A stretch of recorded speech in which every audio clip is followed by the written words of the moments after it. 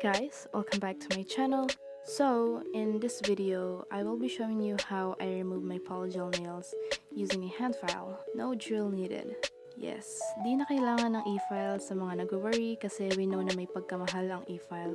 If you have watched my last video, I made a DIY nail file. I will be using those nail files to remove my nails today, and I'm also gonna be using the buffer and some acetone.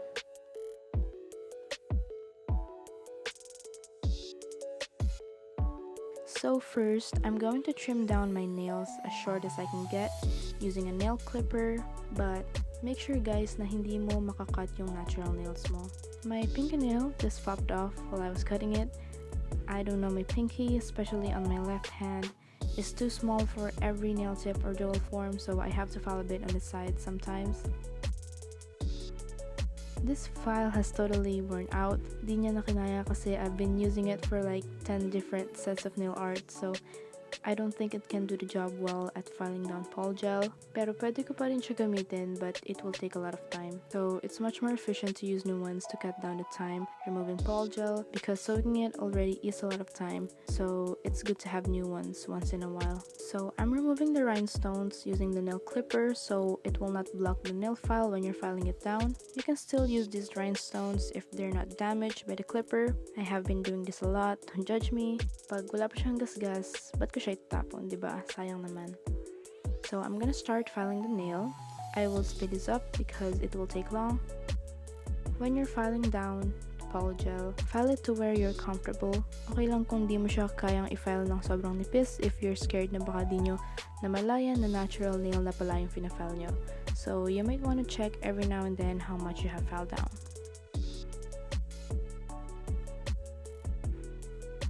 It will really take time if you're removing polygel nails using a hand file. That's why most people buy a nail drill to speed things up. But it's okay if you don't have a nail drill yet.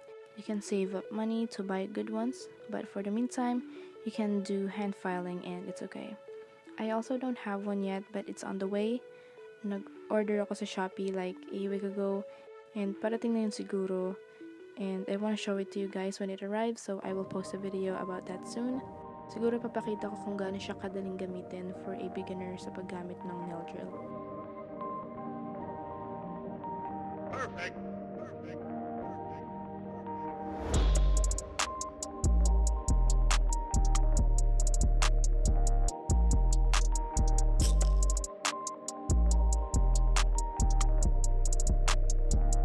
Ayan, so ang dami na niyang dust. I think it's also very essential to buy a dust collector if you're doing your own nails.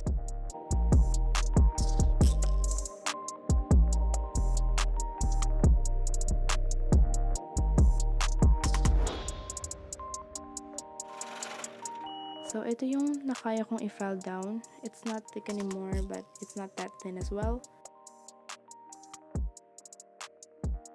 Here are the nail goodies I was talking about on my previous videos. I also ordered it online sa Shopee. Lahat na ata or karamihan sa nail tools ko is from Shopee. This is a clear polygel kasi nahiligan ko na mag-mix ng polygel and colored powder, kaya pinili ko yung clear para mahaluan ko siya ng different colors.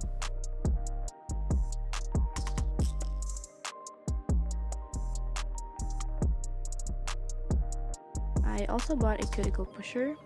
It's so nice because it comes with a little bag.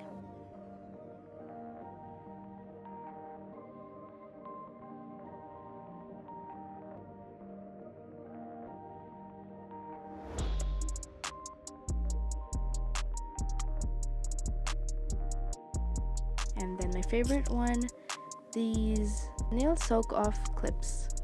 Kung hindi ako nagkakamali, nabili ko siya for 60 pesos only, which is a good deal.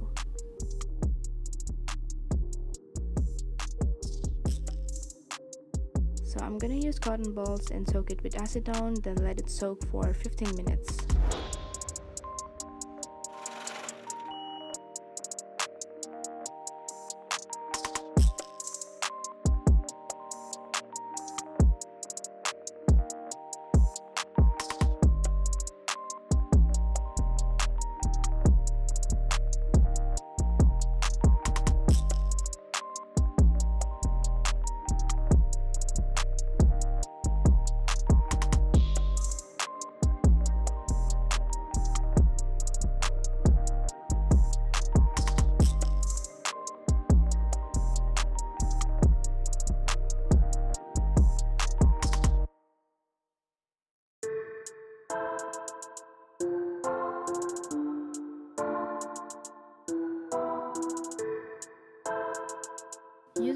cuticle pusher, I'm gonna try to scrape off the polygel gently. So this one on my thumb just literally slided off my nail. The polygel became really soft.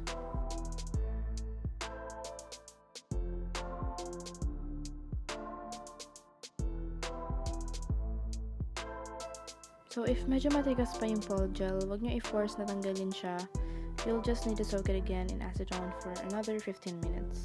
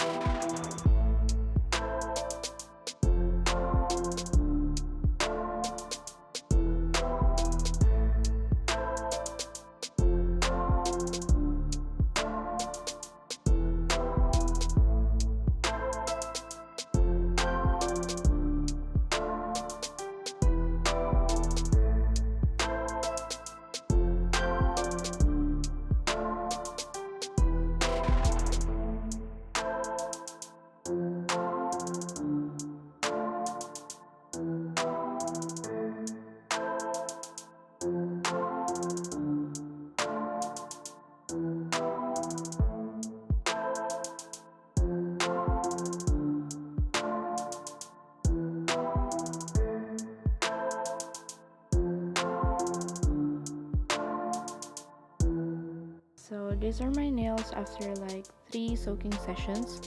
So it took me like an hour of soaking. I will use a buffer to remove some little polygel still stuck on my nails.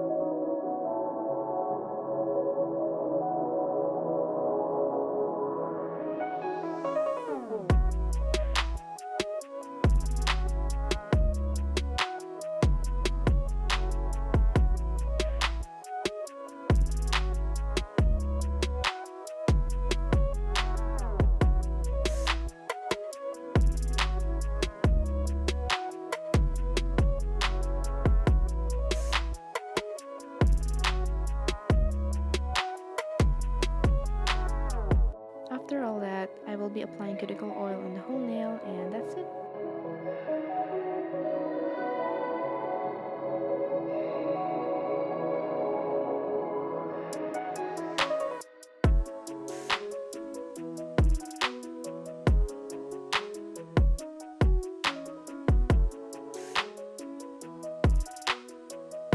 So I hope you enjoyed this video. Don't forget to like and subscribe. Leave a comment down below on suggestions on what I should do next. Also follow me on Instagram at happyfingers, and I'll see you in the next video.